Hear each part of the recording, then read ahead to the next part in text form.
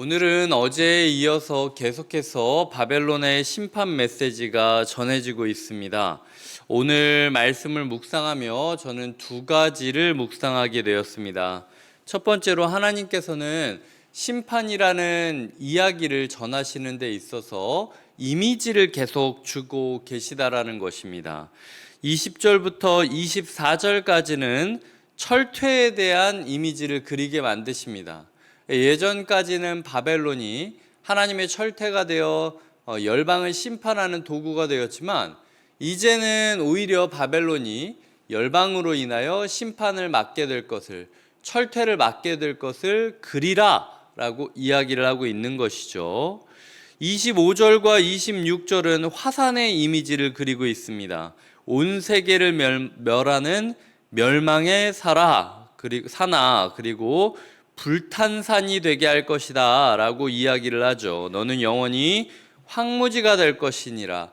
화산이 폭발하고 잿더미로 인하여 황무지가 되어버린 이미지를 그리라 라고 이야기를 하고 있는 것입니다. 27절에 보면은 극성스러운 메뚜기 같이 말들이 몰려오는 것을 보여주심으로써 이 메뚜기의 심판, 그 메뚜기 흉작의 이미지를 심판 이미지로 그리고 계시고요. 29절에 보면 땅이 진동하며 소용돌이 치나니 지진과 소용돌이 같은 이미지들을 보여주시면서 하나님께서 우리에게 그리고 있는 것입니다. 신앙생활을 우리가 이론을 잘 체계적으로 정립하는 것도 필요하지만요, 대부분의 묵상을 하나님께서는 이미지로 주신다라는 거예요. 오늘 하루 우리의 머릿속에 그려지는 이미지가 무엇인지 고민해 보아야 된다라는 것입니다. 최근에 우리가 광야에 대한 이미지를 계속 묵상했었죠.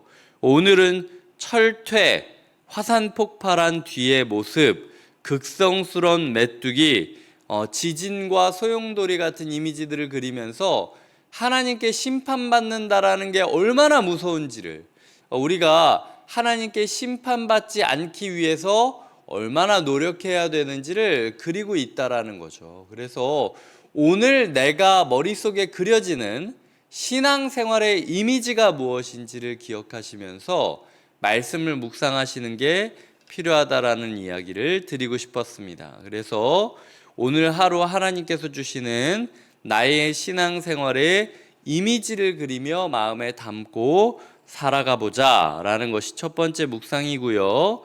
두 번째로는 29절에 보면은 계획이 섰음이라 라고 선포하고 있습니다. 하나님의 계획이 우리의 역사가 되는 것을 기도해야 된다라는 것입니다. 포로였던, 그리고 도망자였던 유다 백성 중 예레미야가 외치고 있는 것은, 비록 우리는 갈 길을 잃고 이리저리 유랑하고 있지만, 그리고 이리저리 끌려와 정착하는 중이지만, 하나님의 계획이 바로 세워지기만 한다면 우리의 역사가 바뀔 것을 선포하고 있는 것입니다. 그래서 첫 번째 기도 제목은, 하나님, 제가 하나님을 그저 이론으로 여기지 말고 날마다 하나님에 대한 이미지를 그리며 살아가게 해달라고 기도해야 될 것이고, 두 번째로는 하나님, 나의 인생 가운데 하나님의 계획이 세워져서 하나님의 계획이 나의 역사가 되게 해달라고 기도해야 된다라는 것이죠. 그래서 우리의 원함, 우리의 계획, 우리의 뜻이 아니라 하나님의 계획만 올바로 서는 하루가 되기를 꿈꾸며 기대하며 걸어가는 게 필요하다라는 것입니다. 묵상의 진행을 보니 이번 주 주일 정도가 되면 예레미야 묵상도 다 끝이 나게 됩니다.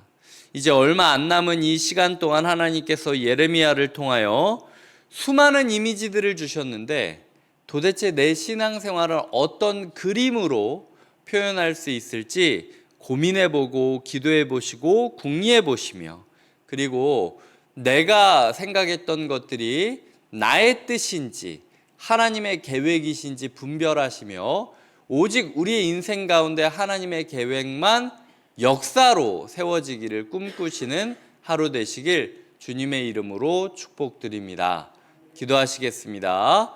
하나님 감사합니다. 우리 가운데 역사하여 주시고 우리 가운데 계획하셨던 모든 것들이 하나님 아버지 그림이 영화처럼 이어지듯 하나님께서 그 계획들을 이뤄가시는 역사를 우리가 보게 하여 주시옵소서. 감사옵고 예수님의 이름으로 기도드립니다. 아멘.